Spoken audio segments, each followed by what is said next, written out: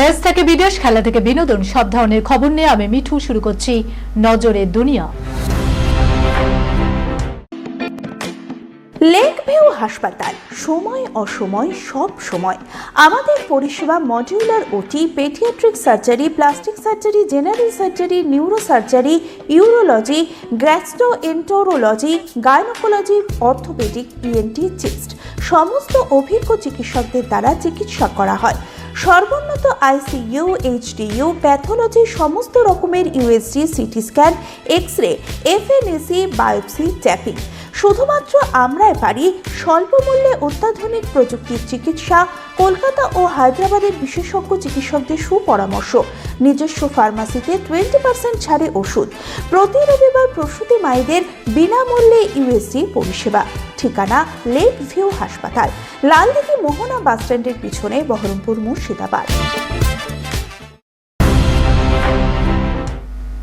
নরেন্দ্র মোদী স্টেডিয়ামে সাপ মুক্তি, রবিবার চ্যাম্পিয়ন ভারত। বিশ্বকাপে কে কোন পুরস্কার পেলেন দেখুন। ইতিহাস গড়ল, ইতিহাস ফেরালো, পাল্টা ইতিহাসও। ফের টি-20 বিশ্বকাপের শিরোপা ভারতের মাথায়। ফাইনালে একতরফা ম্যাচে নিউজিল্যান্ডকে 96 রানে উড়িয়ে আবারও বিশ্বসেরা টিম ইন্ডিয়া। আহমেদাবাদের নরেন্দ্র মোদী স্টেডিয়ামের কোনা দিয়ে সূর্যোদয়ের আলোয় ভেসে যাচ্ছে সমগ্র ভারতবাসী। যে স্টেডিয়াম ভারতের ক্রিকেট ইতিহাসের সবচেয়ে দুঃখের স্মৃতি উপহার দিয়েছিল, সেখানে ইতিহাস পাল্টালেন সূর্যকুমার যাদবরা। প্রায় 2.5 বছর পর ঘুচল আহমেদাবাদের অপয়া কলঙ্ক। আহমেদাবাদের এই সাপ মুক্তিতে একের পর এক ইতিহাস গড়ল ভারত। এই প্রথম কোন দল 3 বার টি-20 বিশ্বকাপ জিতল। এই প্রথম কোন দল পরপর 2 বার বিশ্ব চ্যাম্পিয়ন হলো। এই প্রথম কোন দল ঘরের মাঠে বিশ্ব চ্যাম্পিয়ন। টুর্নামেন্টের সেরাদের পুরস্কারেও দাপট টিম ইন্ডিয়ার। আসলে চ্যাম্পিয়ন দলে প্রত্যেককে চ্যাম্পিয়নের মতোই খেলতে হয়। টিম ইন্ডিয়ার প্রত্যেকেই খেলেছেন চ্যাম্পিয়নের মতো, প্রত্যেকের অবদানই মনে রাখার মতো। 15 বছরে এই প্রথম মার্চের শুরুতেই দিল্লির পারদ ছাড়ালো 35 ডিগ্রি। এখনো বসন্ত যায়নি। মার্চের প্রথম সপ্তাহেই শনিবার 35 ডিগ্রি ছাড়িয়ে গেল রাজধানী দিল্লির তাপমাত্রা, যা 15 বছরের ইতিহাসে প্রথম। 15 বছরের ইতিহাসে এই প্রথম মার্চ মাসের প্রথম সপ্তাহে তাপমাত্রা 35 ডিগ্রি ছাড়িয়ে গেল। এখনই তাপমাত্রা 40 ডিগ্রির কাছে চলে এলে এপ্রিল মে মাসে কি হবে তা নিয়ে আশঙ্কায় আবহাওয়া বিজ্ঞানী থেকে সাধারণ মানুষ।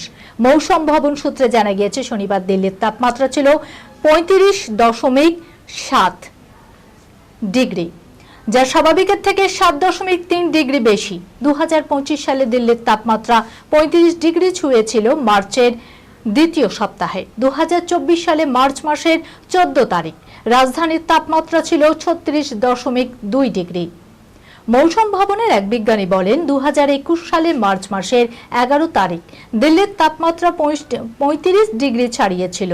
চলতি বছরের 4 দিন আগেই সেই গণ্ডি পার করল তাপমাত্রা। কিন্তু কেন তাপমাত্রা বৃদ্ধি পাচ্ছে? আবহাওয়া বিজ্ঞানীরা জানাচ্ছেন, পরিষ্কার আকাশ ও পশ্চিমে ঝঞ্ঝার কোনো বাধা না থাকায় বাড়ছে তাপমাত্রা। জানুয়ারি মাসের 28 তারিখের পর থেকেই দিল্লিতে শুষ্ক আবহাওয়া বজায় থাকবে। আপনার চশমা অজান্তেই কি আপনার ব্যক্তিগত জীবন ফাঁস করে দিচ্ছে? নগ্ন শরীর থেকে যৌনতা, মেটার এআই চশমায় নিঃশব্দে চলছে নজরদারি। আপনার চশমাটি কি আপনার অজান্তেই আপনার ব্যক্তিগত জীবন ফাঁস করে দিচ্ছে? আপনি যখন ড্রেস চেঞ্জ করছেন, স্নানে যান কিংবা বিছানায় সঙ্গীর সঙ্গে ঘনিষ্ঠ হন, সেই সব দৃশ্যও কি পৌঁছে যাচ্ছে 7 সমুদ্র 13 নদী পারের কোনো এক অচেনা মানুষের কম্পিউটারে? সম্প্রতি এক রিপোর্টে উঠে এসেছে এমনই বিস্ফোরক তথ্য।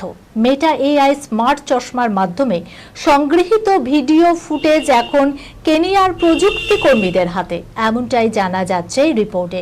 সুইডিশ সংবাদপত্র গুটেনবার্গস পোস্টেন এবং সেভেন্সকা ডাগ ব্লাডেটের একটি যৌথ প্রতিবেদনে দাবি করা হয়েছে, মেটার তৈরি রে ব্যান স্মার্ট চশমার ফুটেজ কেনিয়ার রাজধানী নাইরোবিতে অবস্থিত শামা নামক একটি ঠিকাদারি সংস্থার কর্মীদের কাছে পাঠানো হচ্ছে।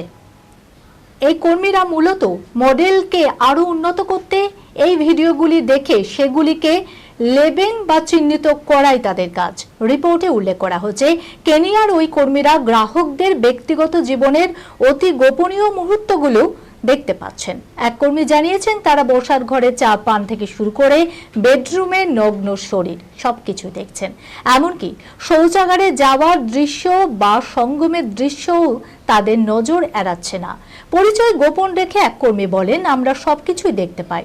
আমার মনে হয় ব্যবহারকারীরা জানেই না যে তাদের এই ব্যক্তিগত মুহূর্তগুলি রেকর্ড হচ্ছে। জানলে হয়তো তারা এমনটা করতেন না। মেটা অবশ্য দাবি করে আসছে যে এই চশমাগুলি ব্যবহারকারীর গোপনীয়তা বজায় রেখে তৈরি করা হচ্ছে। 2025 সালে মেটা প্রায় 70 লাখ এই স্মার্ট চশমা বিক্রি করেছে। প্রযুক্তির এই জয়যাত্রার আড়ালে সাধারণ মানুষের ব্যক্তিগত জীবন কতটা সুরক্ষিত, সেই প্রশ্নই এখন বড় হয়ে দাঁড়িয়েছে। আপনার স্মার্ট চশমা কি তবে আপনার গোপনীয়তার সবচেয়ে বড় শত্রু হয়ে উঠছে? উত্তর খুঁজছে বিশ্ব প্রযুক্তি। ভারত কিছুটা পিতৃতান্ত্রিক, নারী দিবসে কেন এমন আক্ষেপ শ্রেয়া ঘোষালের? দেখুন, বাংলা থেকে হিন্দি একের পর এক হিট গান উপহার দিয়েছেন শ্রোতাদের। সুরেলা কণ্ঠে মুগ্ধ 8 থেকে 80। ক্যারিয়ারের মধ্য গগনে সদ্যই বড় সিদ্ধান্ত নিয়েছেন, নারীদের ভোগ্যপণ্য হিসাবে তুলে ধরা আইটেম সং আর গাইবেন না বলেই ঠিক করেছেন শ্রেয়া ঘোষাল। সেই শ্রেয়াই এখন বলিউডে সঙ্গীত জগৎ নিয়ে সুর চড়ালেন। নারী দিবসের আগে সঙ্গীত জগতে লিঙ্গ বৈষম্য নিয়ে সরব হয়েছেন তিনি। তার দাবি, ভারতীয় সঙ্গীত জগৎ নাকি বর্তমানে বেশ পিতৃতান্ত্রিক। বিষয়টা খোলসা করা যাক। সম্প্রতি এক পডকাস্টে সাক্ষাৎকার দেন শ্রেয়া ঘোষাল, আর সেখানেই তিনি ভারতীয় সঙ্গীত জগতের নারীদের অবস্থান নিয়ে কথা বলেন। শ্রেয়ার দাবি, সমাজ ব্যবস্থার আসল চেহারা ভারতীয় সঙ্গীত জগতেও ফুটে উঠেছে। সঙ্গীত জগৎ বেশ পিতৃতান্ত্রিক। সেরা গানগুলির তালিকায় থাকা বেশিরভাগ পুরুষ শিল্পীর গাওয়া। সেরা 50টির মধ্যে হয়তো 6 থেকে 7টি গান কোনো গায়িকার গাওয়া। এই খবরের সঙ্গে শেষ করলাম আজকে নজরে দুনিয়া। আপনারা দেখছেন টিভি 24 বাংলা, সংবাদ বিনোদন সারাদিন সারাক্ষণ।